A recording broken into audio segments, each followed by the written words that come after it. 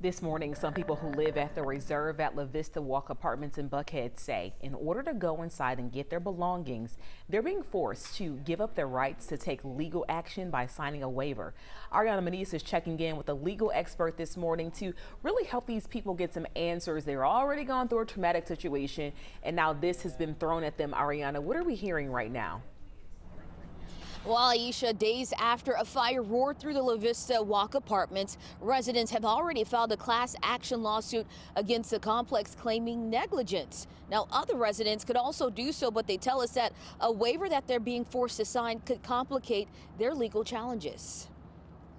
Residents at the reserve at Lavista Walk Apartments say they just want what's left inside their burned apartment. We are being told right now that we cannot go in the building without signing a waiver that gives us signing away all the rights that we have to sue the owners. Billy Joe Condi and others who once lived at the apartment say they're being forced to sign this waiver in order to recover their belongings, days after a massive fire ripped through their home. But the legal language is concerning. I think that they were hoping that people would just sign it and not read it, and then they'd have less to deal with later.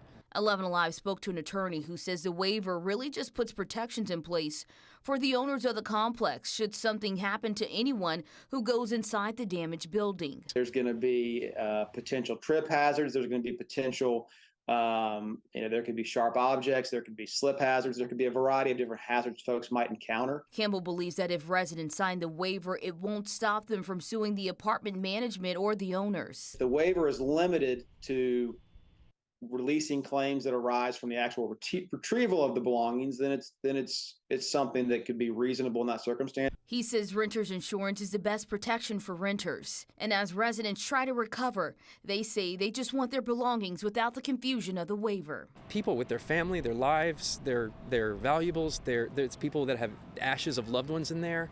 We're just, afraid that that's all just going to get demolished, that they're not going to let us in unless we sign away our rights, and that eventually we're just not going to get our stuff ever.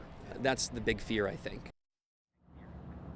Now, we have reached out to the management and owners of the apartment complex to get a response about the claims made by the residents in addition to the recent lawsuit that was filed, and we're still waiting to hear back. Back to you. Ariana, thank you. Media